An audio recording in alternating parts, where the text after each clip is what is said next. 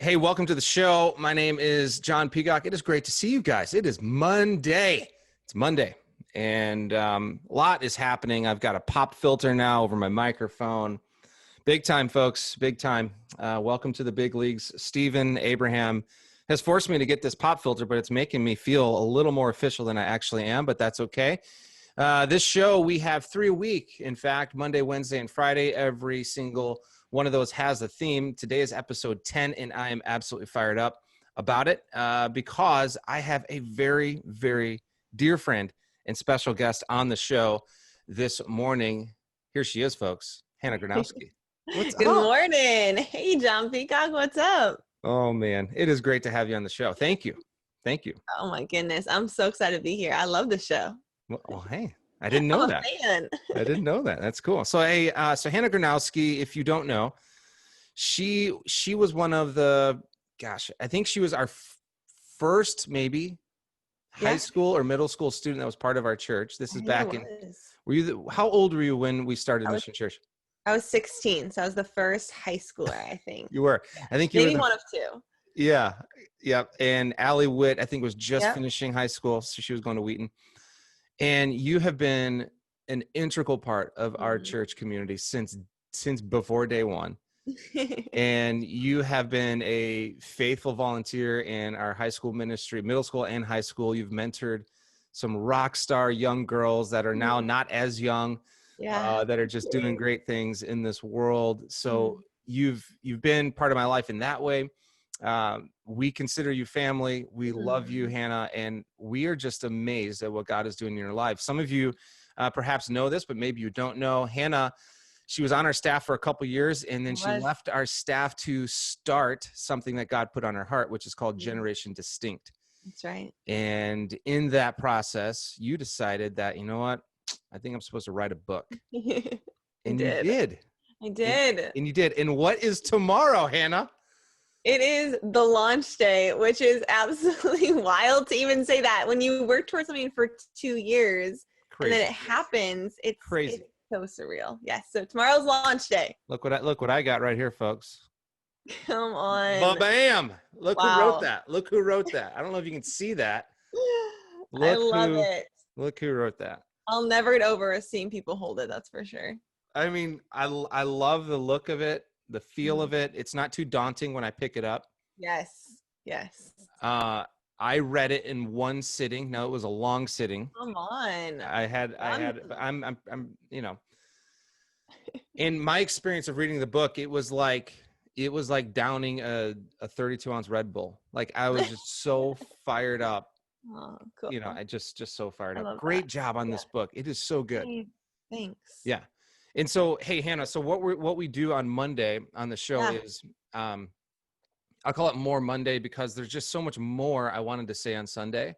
Yes. But I understand people's attention span these days and even my attention span. Oh, yeah. And so what we do on Monday is I talk a little bit more about whatever we talked about on Sunday. And so yesterday we finished up a series we've been in on the life of Moses, talking about the way forward, the way forward, the way forward in a cultural moment where it seems like everyone just wants to find the way backwards.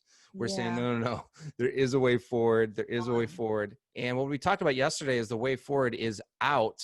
It's out with purpose, purpose. Come on. And we're going to talk about your book here in a second. I have some highlights I want you to talk about. But before we do that, I would love to get your reaction to the bottom line of my talk yesterday, which was all about purpose. And I said, purpose is for me. It's for me, but it's not about me. Purpose is for me, but it's not about me. What do you think about that? Come on. Wow. I think especially in this generation, that is a pushback to a lot of the messaging that the world is communicating to us. And when you say us, you're not including me in that. Who are you talking about?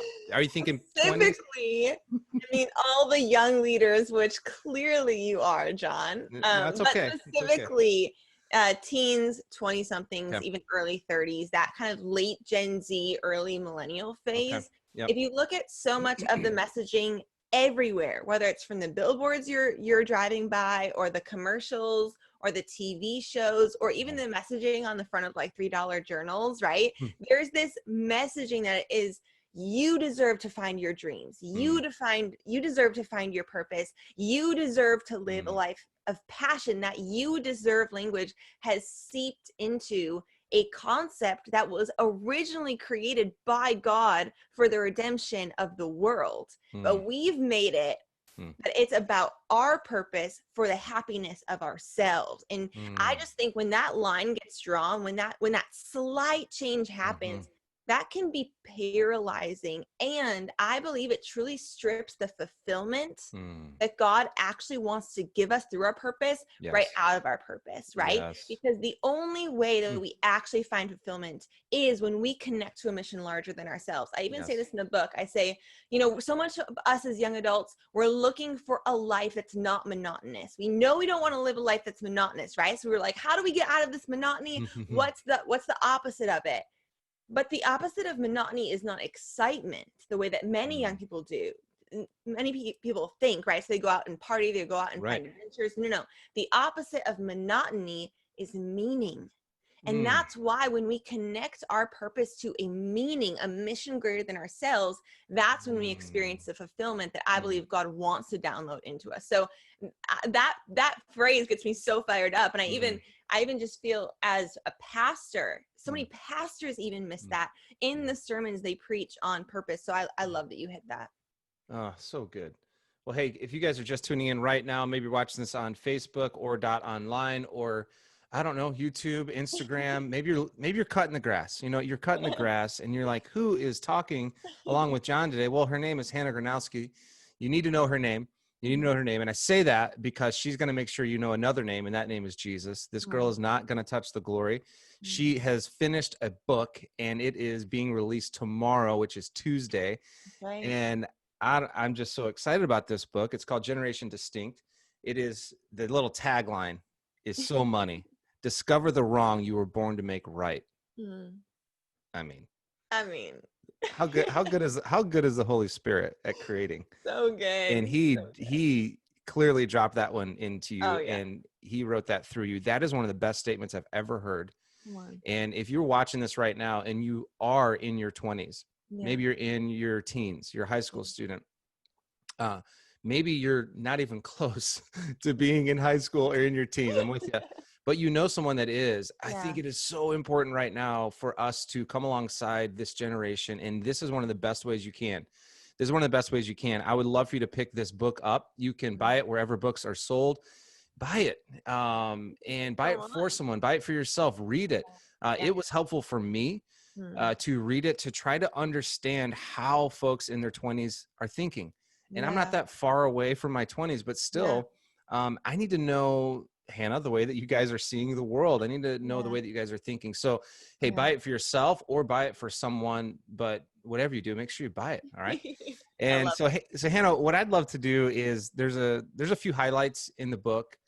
I loved it. And you know, my temperament, I'm just all in. And so I didn't put it down.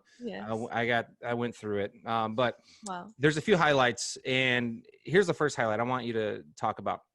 You wrote this. I don't think it's wrong if we doubt God.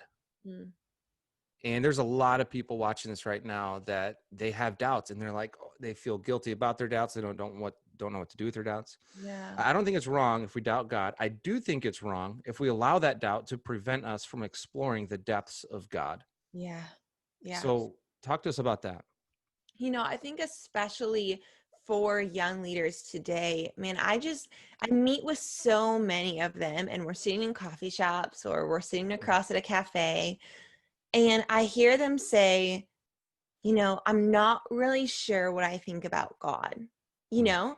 And so in those moments, what they say next is really important, because they'll say one of two things. They'll say, so I'm leaning in, or they'll say, so I'm leaving the church. And unfortunately, if you study statistics and the way that I do, and I'm a little bit of a geek on this generation, even though I am a part of this generation, I love studying this stuff. I mean, it is shocking, the statistics of young people walking away from the church. And some people said, oh, I think it'll get better with Gen Z, but Barna just came out with another new study. Yep. I mean, it's like a third of this generation is still walking away from the church, you know? So it's like it's not getting better. And so, what I think is really important, and honestly, I learned a lot of this from me with young leaders and also mentoring and discipling the young women that I do. And there's been so many moments when they've whispered those scary words of, I don't know if I really believe this, or I don't really know how I can explain that part of God, or man, why would God let this happen? I've been fairly good. I didn't deserve my parents to divorce. I didn't deserve for my friend to take their life. I didn't deserve for these things to happen. And in those moments, I don't tell them that you should not be doubting, right? I don't tell these young leaders I'm meeting with, hey, that's wrong. How could you? I believe in those moments, the best transformation has happened when we've together said, well, why don't we lean in together? Yeah. Why don't we just explore the depths of who God is? And this kind of culminates in the final section of the book, where I talk about this idea that, man, I just truly believe that if someone meets Jesus, like really encounters the actual character of who Jesus is, they just cannot help but want to give everything to following this incredible God who literally came to earth and just loved and sacrificed and built this better kind of future, and is now inviting us into that very same adventure. So the reason I think this is so big for young adults especially is because we're looking for adventure even more than ever in this season of our life. We're looking for risk and excitement and purpose and passion. We want to live a life that matters. And I believe if we even in the midst of moments of doubt, lean in and continue to explore the depths of the character of God, we will fall more in love. Amen. And we will discover all the things we're looking for.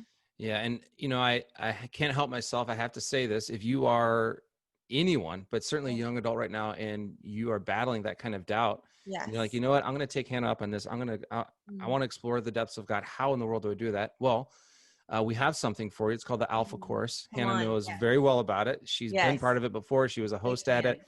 We're running the Alpha Course for high school students on Sunday nights and on Wednesday nights here at the building, and live streaming if you can't get to the building. We've got Alpha happening in homes throughout neighborhoods. We've got over a couple hundred people going on the Alpha Course again. It's starting this week. It is literally designed for that to respond to that one quote. Because so many folks have doubts, especially I think I agree, Hannah, I see the stats too in your generation. And the Alpha Course, I've been to London, I've seen it where it's from, and it's full, 1,000 people your age in London in a post-Christian context that are doing something with their doubt. So I want you to listen. I will never shame you for your doubt or criticize you for the doubt. I'm just saying, do something with your doubt. Come on. And here's what you can do. You can get registered for the Alpha Course. In fact, we have a lot of people in their 20s, some super cool people like you potentially who are watching that do the Alpha Course here on Wednesday nights. So it's social. And so anyway, hey, here's another quote. Can we get to another quote? Let's do it. Come on. Here's another quote. I love this one. Yes, this is going to be the last quote. Let's do this one. And then I want to talk about next steps with Gen D. Okay.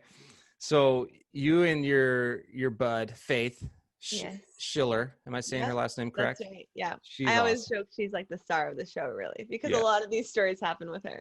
She's phenomenal. So there's this really cool story in the book about New York City. I don't want to give it away. People got to get the book and read it for themselves. But you write, your life is not happening to you. I feel like this is so timely and relevant in this moment.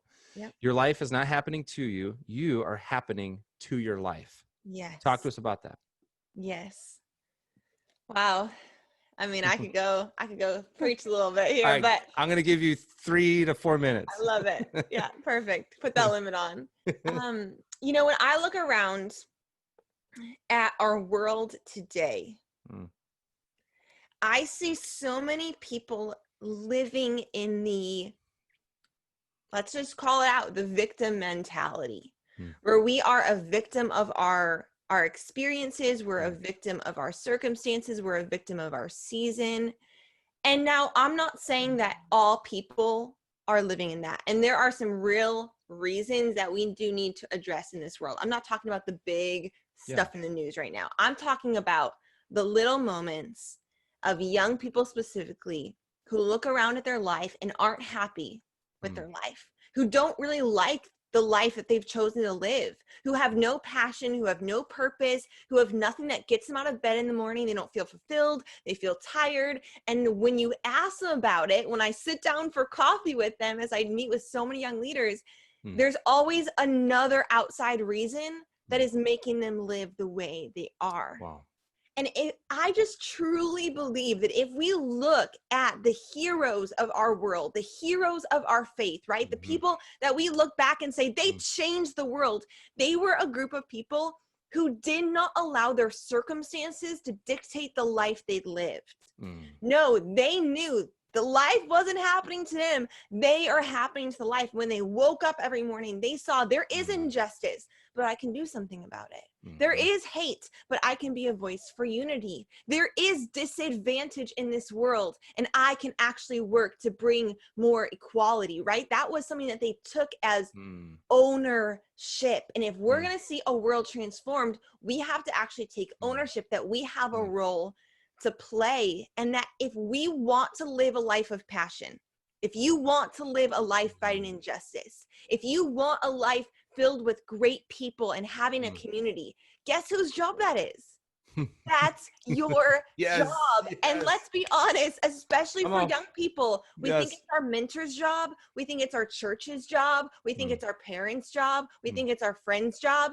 There is no one whose responsibility it is to build a life that sets your soul on fire as much as it is yours. And so that's my call, I believe, to our generation. Speaking as, again, as a 25-year-old myself, it's from me to you. We're peers here. This is our call to take ownership of our lives and not let anyone tell us that how to live, but instead say, if God has truly created me with the wrong I was born to make right, then I already have everything I need to go out and use my life to further his mission in the world. So good. Hannah, thank you for being on the show. Hey, this is really important. Some folks are wondering, man, how do I be part of this? Like, if you're in your 20s, maybe late teens, talk to us a little bit about Generation Distinct.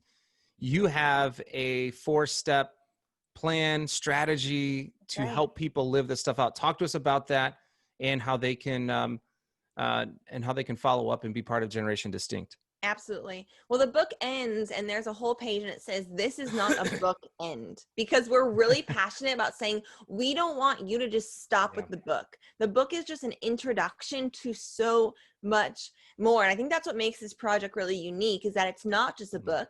As John mentioned, there's an organization, a nonprofit that officially became a nonprofit 3 years ago. We have an incredible team who have built a 4-step journey with you in mind.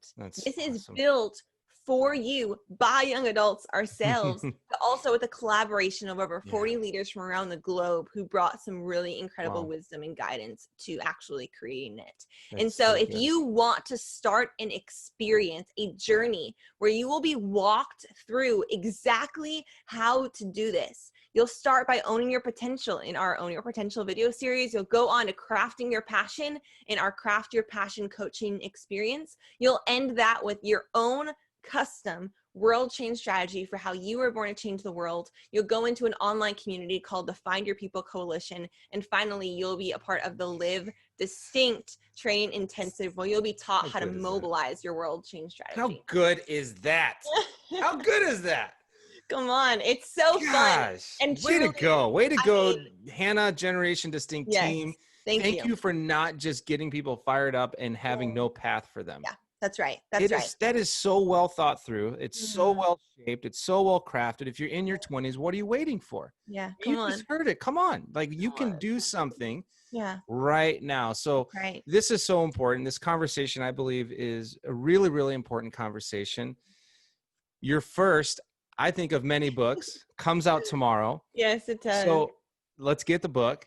And if you guys could, before we finish up, sharing is caring. One of the best ways we can get this word out is by sharing Really, really easy to share if you're watching this on Facebook. Really easy to share if you're watching this on YouTube. Just you know what to do. The little share button right there. Awesome. Hey, if you're on Instagram TV, pretty easy to share that too. And podcast, little more tricky. I get it, but you can still share that, right? So I would love for you. Let me just be specific. Who is one person in their 20s? One person in their 20s that you can share this show with today. That's good. One person. Just, you don't have to share with more than one, but who's one person? We want to get this word out. Hey, Hannah, last thing, and then I gotta get going. You tell a story about your first board meeting. Yes. Do you know what I'm going to ask you? Yes, and we've never had this conversation. I know we've never had this conversation. So you guys got to read the book, but there is a story about her first board meeting. Yes. And she talks about some organization let her use their boardroom. They did.